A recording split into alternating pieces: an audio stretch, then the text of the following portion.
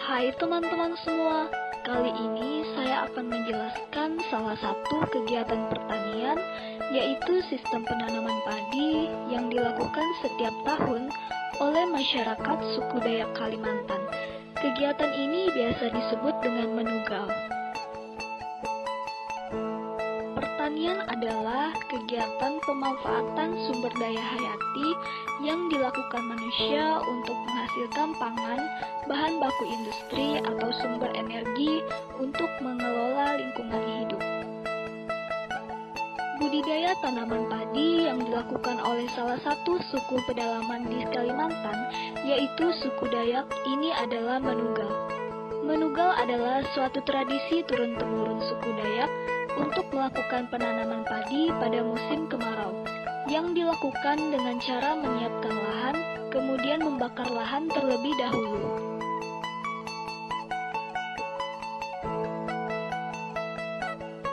Adapun alat-alat yang diperlukan dalam menugal.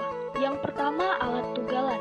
Dibuat dengan bagus dan halus dari jenis kayu tertentu yang keras, seperti kayu ulin. Panjangnya sekitar 150 cm. Ujung tugal diruncingkan untuk melubangi tanah.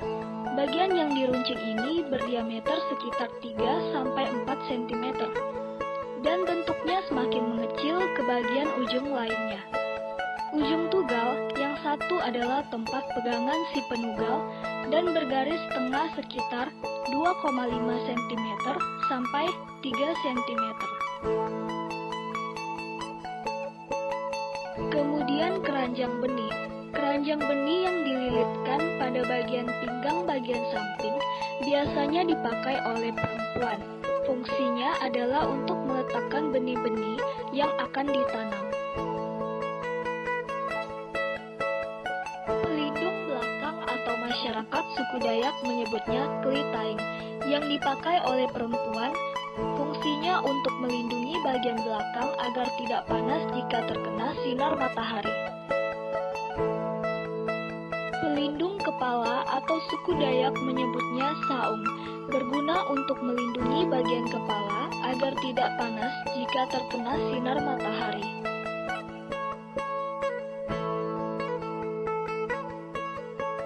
Ada dua peran atau tugas dalam kegiatan menugal ini, yaitu yang pertama adalah penugal. Penugal yaitu orang-orang yang bertugas membuat lubang tugalan. Biasanya, penugal ini adalah laki-laki karena laki-laki dianggap lebih kuat dan cepat dalam pekerjaan ini. Hal yang harus diperhatikan dalam membuat lubang tugalan adalah lubang tugalan dibuat besar pada permukaannya dan semakin mengecil di bagian dalam tanah, sesuai dengan ujung tugal. Yang kedua adalah pembenih. Pembenih yaitu orang-orang yang bertugas membawa benih dan menaburkannya ke dalam lubang tugalan yang dibuat. Biasanya pembenih ini adalah perempuan, karena perempuan dianggap lebih teliti dalam menaburkan benih ke dalam lubang tugalan.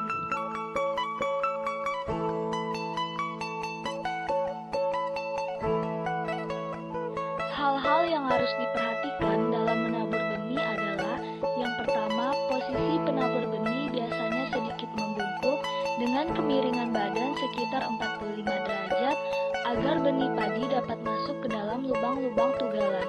Keadaan lubang benih tergantung pada faktor jenis permukaan tanah dan tugal itu sendiri. Jarak antara lubang yang satu dengan yang lainnya sekitar 25-30 cm.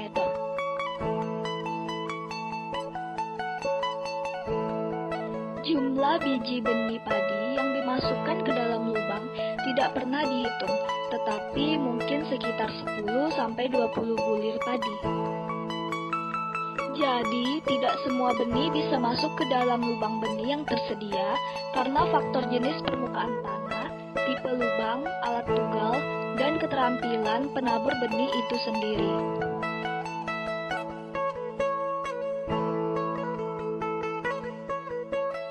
Pemanfaatan hasil menugal dapat digunakan untuk kebutuhan sehari-hari dan untuk dibuat bibit di musim tanam selanjutnya. Penyimpanan hasil panen biasanya ditaruh di jurung atau tempat penyimpanan padi sehingga padi yang disimpan dapat tahan lama. Selain itu, dapat dijadikan sumbangan dalam acara-acara adat, sehingga tidak menggunakan uang melainkan menggunakan padi hasil panen. Sistem penanaman padi dengan cara menugal ini adalah kegiatan pertanian yang dilakukan dengan cara berpindah-pindah tempat. Sistem ini mempunyai kelemahan karena memakan waktu dan tempat yang banyak, dengan cara membuka lahan yang besar dan dibakar, serta melibatkan masyarakat banyak dalam mengelola tanamannya.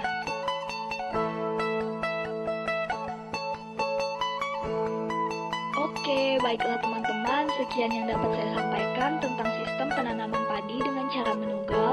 Jika ada salah kata, saya mohon maaf. Jangan lupa video ini di-like, comment, dan subscribe, dan semoga dapat bermanfaat bagi kita semua. Sekian dan terima kasih, sampai jumpa lagi.